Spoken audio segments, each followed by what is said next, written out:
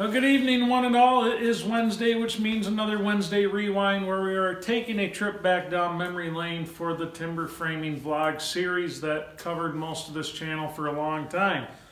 So this would be timber framing vlog number 9, where we discuss floor joist selection and timber selection, grading it, things like that. I tell you what, going back through these old videos, it's kind of rough to watch. The intro monologue to this one, I looked like I was going to fall over. It was terrible, just just going on like a goober, talking real slow. Couldn't even seem to collect my thoughts, but as the video got going, it got better. That was one of those days where it was super windy, so it was kind of hard to talk, and I think by the time I got to filming the introduction and whatnot, it was at the end of the day, and I was absolutely just beat. But there's some good information in this one. Now, with this Wednesday Rewind, I'm not covering every single video in the series. I'm trying to get you more of the videos with more work and better explanation. If they were just terrible videos where I didn't get good camera angles for you guys to actually show you what we're doing, things like that, I'm kind of skipping over those, trying to pick the better of the videos for this series. I had a viewer say this is cheating.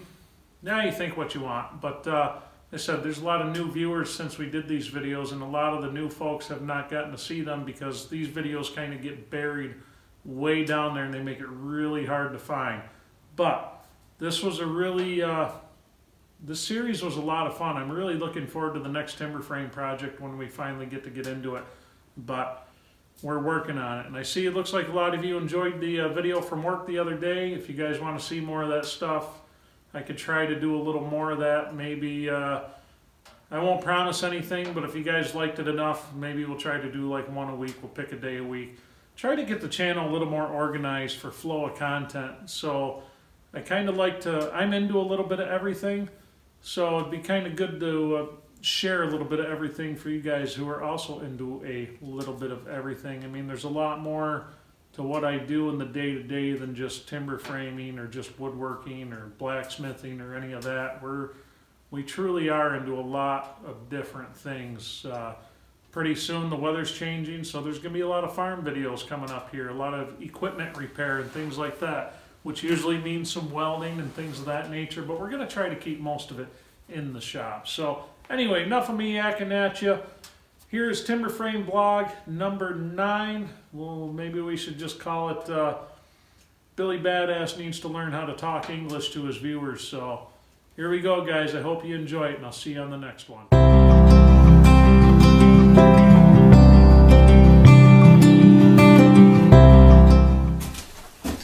Hey guys, good evening. I did some more work on the barn today. It was a pretty good day. Wind was terrible today. I probably tried filming the intro to that thing probably 3 times, but it was so damn windy out. Go to check it and it's just awful. So anyhow, I'm going to explain what we did today in the video. Working on some floor joists. I had one in every bay that I have. I've got a floor joist that it's only a 5-inch deep pocket instead of an 8-inch.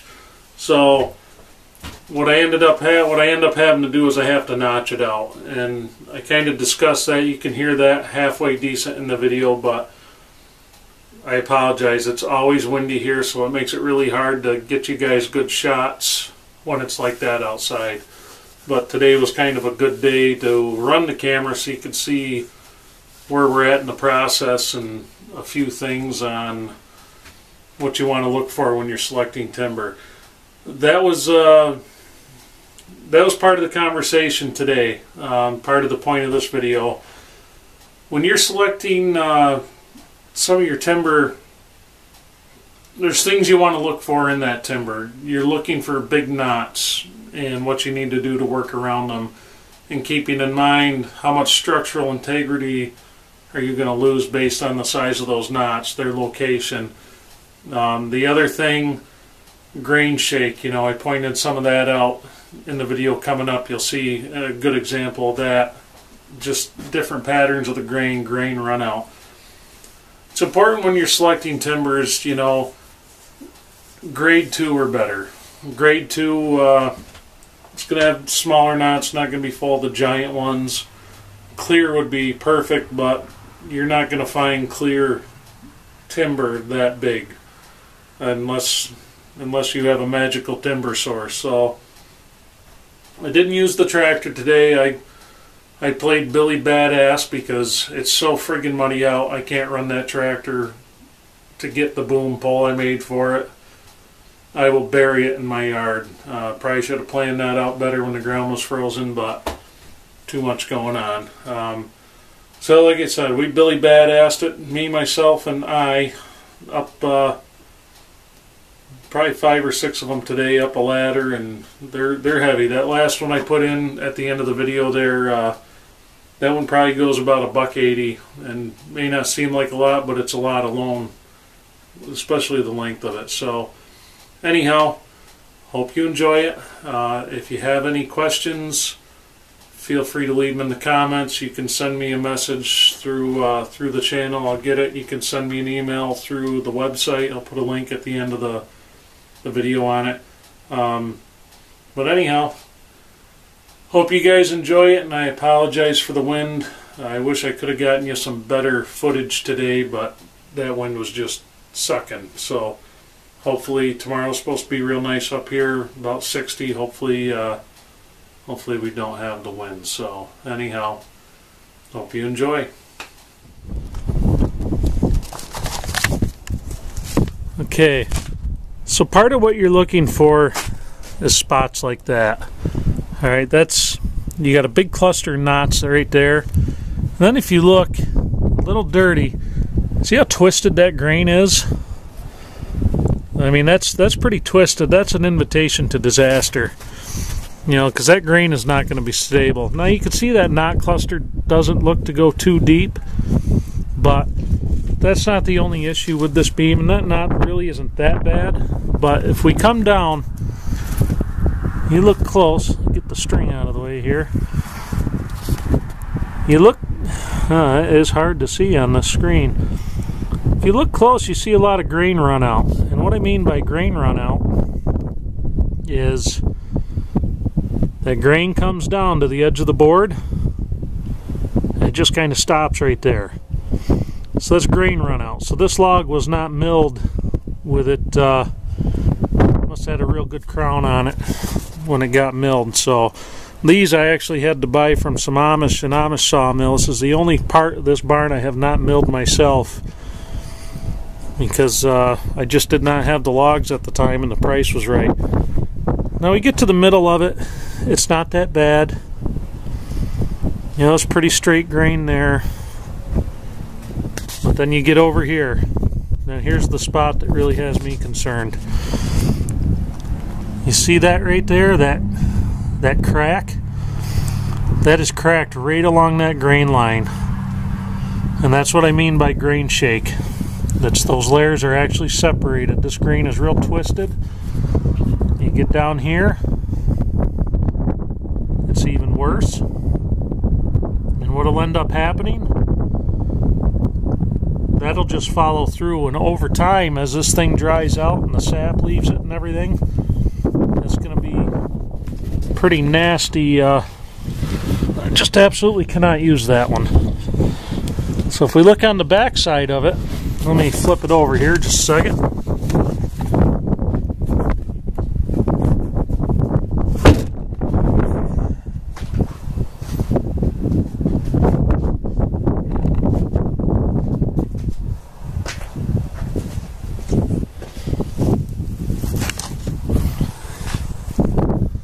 There we go. Now the back side of this is pretty nice. And it's really not too bad. And if it wasn't for that grain shake on the other side, I would probably use this, because you can see how few knots there are in this on this side of it. And that's not bad at all. It's a nice piece. And then there's the other side of that knot that I showed you at first there. And that's not so deep that it would cause a problem in normal circumstances. Like I said, look at that grain structure around it. That is a future weak spot. That's what you don't want. you can see, we have there. Now it might be hard to see because this end's kind of rough, but that line right there, that's sapwood and grass from the yard. But so you get a line of sapwood there that runs along this beam. You just got some goofy grains. This tree must have grew in a friggin' wind tunnel. But anyhow, we're not going to use that. So we get over to this one, and this one's a little more like it. I actually have, that's about the center of the grain, and you can see when they use their harvesting equipment, sometimes they leave these bottoms real rough. But that heartwood right there, that is perfectly centered in this. I mean, that is beautiful, and that's what you want. So if we look down this one, grain's real straight. Get a little closer here. Grain's real straight. There's not a lot of knots that I'm too concerned about. I mean, we've got a decent sized one there, but that's right in the middle, so that's not too bad. You got where a couple came together, but if you look at the grain structure around it, it's really not that bad. We got another little bunch here, but those will get cut off because I've got to trim this down. So, but anyhow, that's just some things that you want to look for when you are sowing. Well, I tried to get us some more footage of cutting this joint here, but wind has been so nasty today that it's kind of hard to run the camera. I got a calm spot right now, but anyhow, this floor joist right here, I have one in each bay, which is the section in between the vents, that I only have a 5-inch deep joist pocket, and that's because that's right where the wedges go underneath that one in the tie beams. So anyhow, so what I have to do, I cut that back there. Let's set in back 2 inches because that's how that's the depth of the joist pocket. Just can't talk again today. But then you see I've got an angled cut that sweeps back. Now there's a reason for that. It would be a lot easier just to cut this out square. It would be much easier to do that. But if you cut that out square, right where that meets, right there in that corner, creates a weak spot. So if you get a good load on that joist, it's funny how it works, but if you get a good load on that joist, it's going to split out right there, right at that 90-degree angle. But if we come back and we angle it back this way, it doesn't make those growth rings so tight. It actually spreads it out a little bit, so it gives it more strength. So just your little pointer for when you got to do a floor joist or something like that, and you got to notch it out, you want to make sure you take it back. Don't just make a 90 degrees. So I'll roll the camera again as soon as I put this thing in place.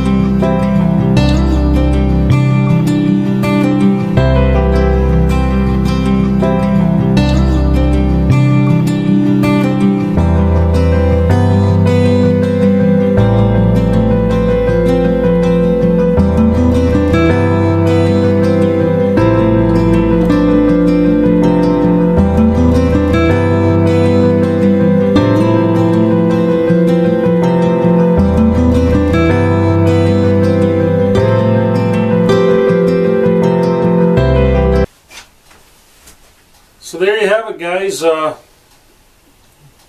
I showed you me putting one joist in, so I guess it's better than nothing. But like I said in the intro, tomorrow hopefully the weather will be a lot better and we can maybe get some better footage for you. The wind was even blowing the camera around today. You could hear it a little bit in the video. So Arnold, I apologize, buddy, but there's going to be some music in this one to cover that mess up. So like I said, if you guys feel like it, please subscribe. You don't have to, but it's appreciated if you do. For those of you new to the channel and you want to catch up on what we've done so far with the barn, how it's been done, I've got quite a few videos on it, and some videos explaining the timber frame process and some of the things you need to look for. And we'll keep going with the explanations. So if there's any questions at all, feel free to ask. The other good online sources, and I mentioned it in a few videos: Forestry Forum, Timber Framers Guild, a couple of books, one by Steve Chappell, Timber Framers Workshop. There's a couple by Jack Soban out there that are really good. I encourage you, if you're interested in doing this project, do not just take my word for it on what you should do. Check your resources out, because there's going to be a lot that I'm going to miss, not intentionally, but that's just kind of the way it is.